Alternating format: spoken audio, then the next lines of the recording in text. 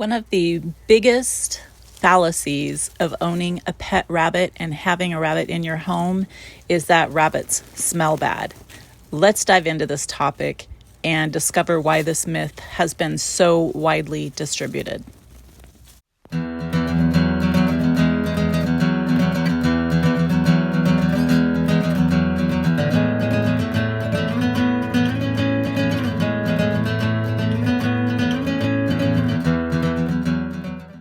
Hi everyone, welcome to Jana Brock's Bunny Talks. I decided to answer some questions that I've had over the years with regard to having so many rabbits in my home. One of the things that I had discussed with someone here recently is why you can smell cats so much stronger when you walk in someone's home. And when you walk in my home, even if I had 9 or 10 rabbits here, you can't smell anything except once in a while you can smell hay. Now, one of the things I've seen over the years, just because I have worked in emergency services for so long, is meth houses, people that make drugs in their homes and really run down places. A lot of times these people will use rabbits to try to cover up the smell of meth, which is horrifically cruel, absolutely cruel, because for so many reasons. But one of the biggest reasons why rabbits get put in this situation in meth houses or in other situations where someone's doing something illegal or untoward that you should not be doing in a home or in a facility, they will scatter all these rabbits around, let them breed, let them go potty on the floor, and it's absolutely disgusting. But rabbits are so sensitive that the smell of something like meth or cooking drugs or any kind of drugs really will harm them. And I don't want to get into a discussion with anybody here in the comments section about why certain drugs don't hurt rabbits, and I'm just not going to get into that. For the purposes of this discussion, I just want to talk a little bit about why historically rabbits have been used to cover up illegal things that are going on in homes, because it is believed, and this myth has been told over and over and over, that rabbits have the strongest smelling urine and feces. That is not true, number one. The only reason you should ever be able to smell a rabbit in a home is because someone is not trained. That's an error on the human's part. It's a lack of proper care. It's a lack of litter training and keeping a litter box cleaned out for a rabbit. You would have that situation with any pet. But the feces, the little round pellet type, people call them Cocoa Puff, poops that rabbits lay around, you shouldn't be able to smell that at all. Unless, like I said, they are spread all over and the human is just being filthy, and which is cruel to the animal, but also not very smart in your home not to keep things clean. You shouldn't be able to smell that from a rabbit. Same with urine. If you have a litter box that's properly set up, and hopefully no one's using cat litter of any kind with rabbits, that's not safe. I have plenty of articles on my loveyourrabbit.com website about what safe litter is, how every single day to just put a little bit of hay on top of the litter box after the rabbits have used it so they're not stepping back into their own litter. But you should not be able to smell any urine or any feces whatsoever. The only time in all the years, I've had many, many rabbits in my home, all in different rooms, scattered around the house. A lot of them run freely. They get all kinds of turns during the winter time to run freely through the house. The only time I will smell any evidence of a rabbit in my house is if there has been some kind of overproduction of cecotropes. Secos or cecotropes are those little shiny clusters of poops that humans should not be seeing laying around. Rabbits are very careful when they drop a cecotrope to re-ingest it, and that is because those little shiny clusters of poops are packed with nutrients that the rabbit frankly would die without. And so there's all these round little kind of Cocoa Puff poops that rabbits have that do not smell. Rabbits are herbivores. They should not be being fed bread or crackers or cookies or anything like that. They should be mostly hay in their diet, and tiny bit of high quality pellets if you use pellets at all, and a little bit of greens every day. And again, on my website and House Rabbit Society and other sites, there is very good research done and very good documentation on how to properly care for and feed your pet rabbits.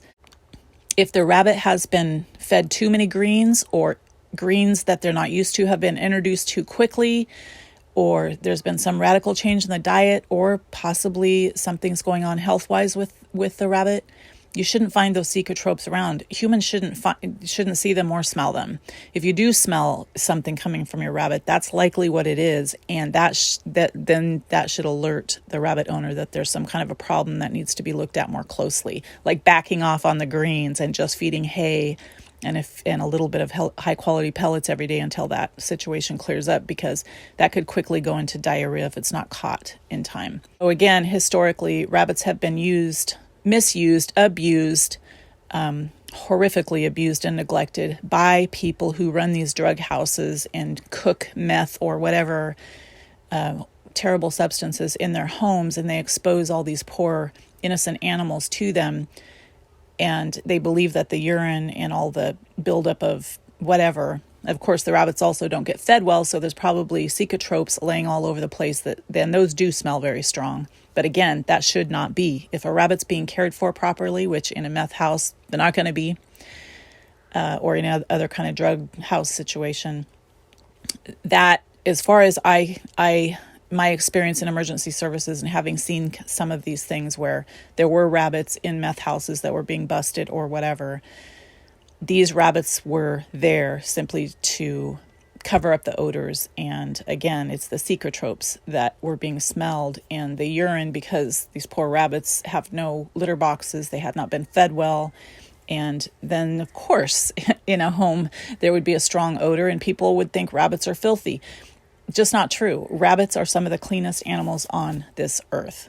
Now, take cat urine, for example. If you study anything about cat urine, you will smell a cat in a house, even if they have a litter box that the owner keeps clean. I have a very strong sense of smell. I can always tell when someone has a cat in the house. Doesn't matter if they're really great litter box cleaner, doesn't matter. Cats do have a very strong smell, and that includes their feces. And that's the same with dogs. And the difference there is, you might ask, well, why doesn't a rabbit's feces smell the same way? Well, rabbits, again, are herbivores, not eating things like fish or chicken or things that break down differently in the gut and come out there's no other way to say it, but putrid, smelling very strong. However, cats and dogs do have that situation. They are not herbivores. They are fed things that create a very strong smell. As a matter of fact, cat urine, if you're going to compare cats with rabbits, and I'm just comparing those two. I love cats, I love dogs, I love rabbits. It's not about that. I'm just dispelling some rumors in the past about the very still today bunch of misinformation that goes around about house rabbits, and these people that still believe, it's especially true in like programs like 4-H and agriculture programs, which unfortunately is what gets taught to the kids in school. They're taught, and I know this just from working with them, they're taught largely that you would never want to bring a rabbit in the house because they smell terrible and because they are unclean. And that tells you something about people who have a lot of rabbits in a place or out cages in the backyard or whatever. They're not being properly cared for. And I'm sorry if some of you have that situation where you breed them for meat or breed them to sell, to make money, use the animal that way. That's not going to change the truth of it. Rabbits do very well in the home. They're very personable. They do well in pairs or more. They're warren animals. They can get depressed and lonely if they're by themselves. And I've said in my bonding videos in the past that most rabbits that I've ever seen can be bonded. It's just a matter of the patience and time that someone puts in on the front side. And if you have questions about bonding, I have many videos on this channel, even demonstrations of going through a first introduction where I have the rabbits together in one space. And you can just look through my history of my videos and find there's many, many bonding videos on this channel. So I was going to get back to cat urine and why most people that walk in a house can generally smell a cat, even if they don't say something to you. Anybody that has a strong sense of smell like me is going to smell that much stronger than you'd ever smell a rabbit. For one thing, cats have a propensity to mark their territory, even outside the litter box. For another thing, there's a certain kind of bacteria that decomposes in the urine, and it gives off this really strong ammonia sense, which is true of most animals' urine. But in the matter of cats, there's a compound that happens that gets emitted off of the decomposing urine of a cat. It's called mercaptans, and it is the same compound that is given off in skunk spray. And you know that skunks smell very strongly. It's a very distinctive odor. And so urine from male cats, of course, is stronger than from females, but that is why the cat urine smells so strongly. And if you had a dog that were urinating all over your house, you would of course smell that. And over time, if you let a rabbit urinate all over the house and didn't clean it up, again, back to the meth houses and the drug houses that have historically used rabbits in that way, you would eventually have a very strong odor of rabbits. But it's not just the rabbit in there. Methamphetamine and other drugs they're cooking, if anybody's been through any drug enforcement classes, as I have, that is a smell that can cause severe health problems even in humans. So there's just a lot of misinformation about rabbits, and I believe that is really where that fallacy originates from. The fallacy that rabbits smell originates back to people who keep them in their backyard in cages, go out there and spray the cages down. They mistreat the rabbits. They're neglected. A lot of times they're abused because they're picked up by their ears, which rips their muscles and causes them neck problems and all kinds of things. But it all boils down to improper care, neglect, and just a ill-trained human, or a human that just does not care if they figure if they're going to eat that rabbit or just show it, or it's being used for purposes other than responsible pet rabbit ownership. Somehow those kind of humans that use rabbits in that way still today just have justified in their mind that, oh, it's just going to be used for this or that, so it doesn't matter how we treat the rabbit between the birth date and the dinner plate. And I hate to say it like that because I don't support eating rabbits. I don't support showing rabbits. I don't support using rabbits for anything other than pet rabbit ownership. I just don't. I have that position because I've had so many rabbits come to me that have been abused, neglected. It makes everything harder. They wear the scars emotionally. They have the scars on their bodies. They have the scars on their paws from being on outdoor rusty wire bottom cages. There's just all kinds of problems with that. I did want to insert in here the difference between keeping. I know there are a lot of very responsible, loving pet rabbit owners that do have enclosures in their backyard, very spacious, very well cared for, even big, huge rabbit houses. I myself have a rabbit condo, so in the summertime, the rabbits will be safe during outdoor playtime. I'm not talking about people who live in climates or live in areas where they can safely leave their animals outdoors. I'm not talking about that. That is not, I am specifically in this video talking about the cruelty that's inflicted on rabbits that are kept in tiny little cages, pulled out to show, pulled out to breed, all these other, or killed within a year because they're going to eat them, but their life in between whatever the rabbit is being used for, they are neglected. They sit in their own feces. They are kept in unclean environments. They're given no attention. They're not bonded.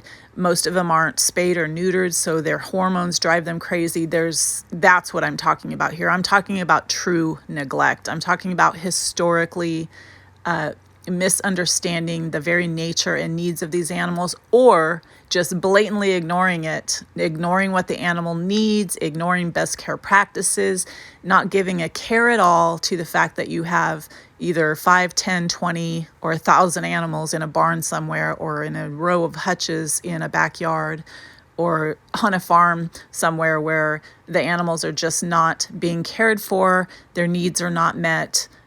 No thought at all, or consideration, or care has been given, or compassion, frankly, has been given to the thought of what these animals need and their personalities, how sweet they are, the fact that they're prey animals, the fact that they are designed to run, jump, and play. And so please don't misunderstand what I'm saying. I know that a lot of pet owners, including some of my subscribers here and followers on other social media platforms, have lovely accommodations in their yards or their outdoors for their pet rabbits. And I've seen a lot of them myself, and I wish I had the space I would be able to take in more rescues. I would be able to do more work if I had that kind of space and available, a safe space to do that. So just so that's said. I hope that clarifies that. Before, I don't want anybody to leave me any bad comments thinking I'm putting down your accommodations, because I'm not talking about the responsible rabbit owners here that understand the nature and personalities of these animals and what they need. And you treat them like a pet, you treat them like a living thing, you love them, you care for them, which I wish everybody on this earth would do that. Not only for animals, but for other people. So anyway, if I had to put a summation statement just to sum up this entire Jana Brock's Bunny Talks, I would say this. If you are smelling your rabbit, or if someone tells you at some point that, ooh, you have rabbits in your house, don't they stink? You should just have a canned response, and I will give it to you. And this is what I tell people. You should never smell rabbits. Rabbits are among the cleanest animals on earth. If you have smelled someone's rabbits, it's because those rabbits are not being properly cared for. That's just it. It's a human error. It's got nothing to do with the animals. The very clean, sweet, awesome pets that these animals are. It's not a pet problem. It's not an animal problem. It's a human problem, human error. And tend to get a lot of questions from people just out and about when they realize I work with rabbits. That is the number one thing that the erroneous thing that gets said to me is, ooh, I can't believe you would have such a smelly animal in your house. And I'm always polite, but I do give them that canned response, kind of like, yeah, rabbits don't smell. People just don't know how to take care of them. That's where the real problem is. Anyway, I hope you all have a great coming new year. I hope that 2021 enters more gently than 2020 is closing out. Remember to be kind to animals, and thank you for caring.